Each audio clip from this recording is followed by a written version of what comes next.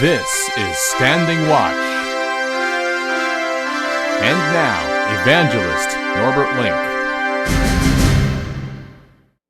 Greetings, everyone, and welcome back to our Standing Watch program. During the past couple of weeks, interesting changes have happened on the world scene when it comes to certain personnel. And today I'd like to talk about Ursula von der Leyen and Boris Johnson and their relationship to the United States. Now, to begin with, I like to quote from Deutsche Welle, dated July 16, saying that German Defense Minister Ursula von der Leyen has won the vote to become the next president of the European Commission and will be the first woman to hold the post. She said her aim was for a strong and united Europe. Politico added on July 17. The new role for von der Leyen will put her at the forefront of negotiations with the United States over trade, technology, and other major issues. Even some of her fans worry that her ascent to the Commission presidency will further fray the tenuous US-EU relationship under Trump. Von der Leyen is close to German Chancellor Angela Merkel, who has long had a tense relationship with Trump. Von der Leyen is a strong believer in the European project. That alone could turn off Trump, who is skeptical of international alliances and often stresses the overriding importance of national sovereignty. Now, to add to this, let's listen to a quote from The Guardian, dated July 16. The leader of the Brexit party, Nigel Farage, accused von der Leyen of wanting to build a, and I quote, centralized, undemocratic, updated form of communism, where nation-state parliaments will cease to have any relevance at all. Be in no doubt, he said, 5 years of these people and the European Defence Union will be complete. And what is there for defense can also be used for attack, he said. The Sun added on July 17, Ursula von der Leyen is dead set on a European army, with bureaucrats ordering national troops to war.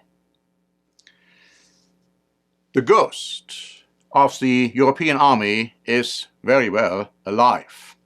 Fox News wrote on July 14 that the annual Bastille Day celebration in Paris this year was not just about showcasing France, but also military cooperation among European countries.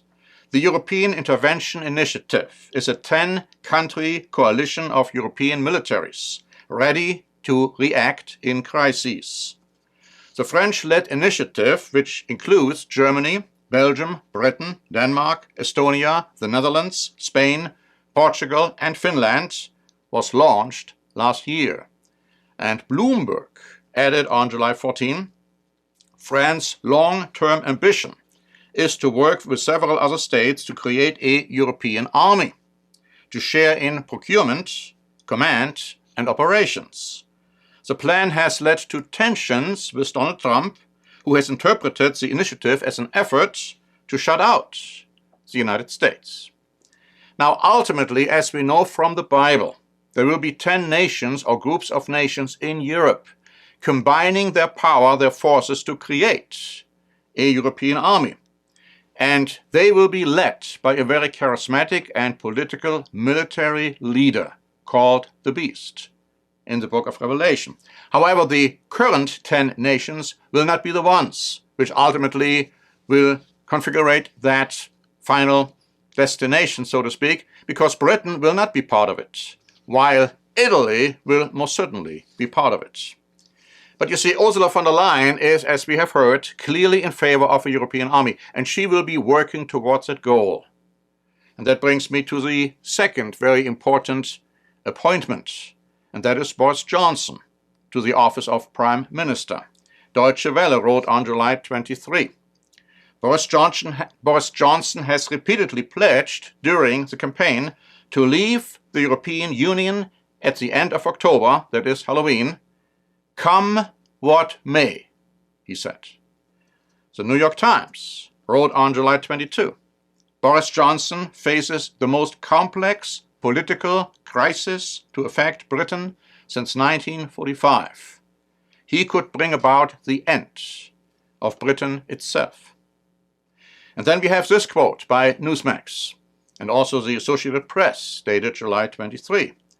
"The EU is adamant that the deal with Theresa May will stand, saying Britain has to take it or leave it by the end of October." So now, how Boris Johnson will proceed and whether he will stick to his promise to leave Europe by the end of October is anybody's guess. In the past, he strongly advocated that Britain should not leave Europe, saying Europe was the best thing which could ever have happened to Britain. And when it comes to his relationship with Donald Trump, he did say in the past that Trump was unfit to be president. Now, right now he's being considered an ally and a friend of Trump, but he doesn't shy away from publicly criticizing him when it's politically convenient and advantageous for him. For instance, he called Trump's remarks about 4 congresswomen racist.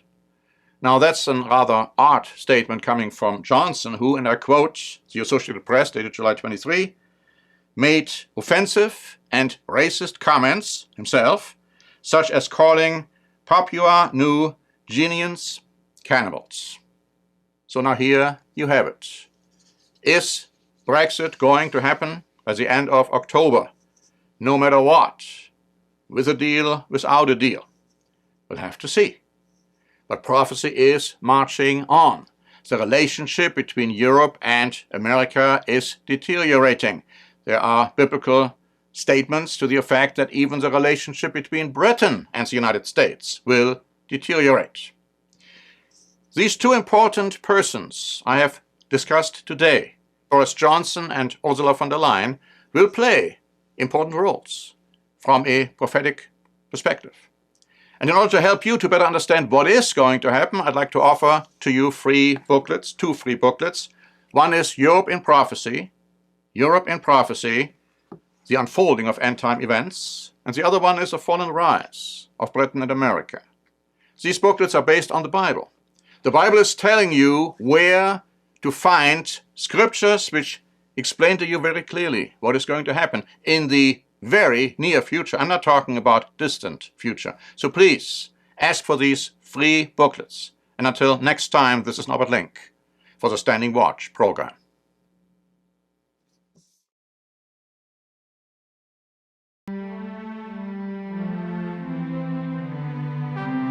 Standing Watch is a presentation by The Church of the Eternal God, P.O. Box 270519, San Diego, California 92198.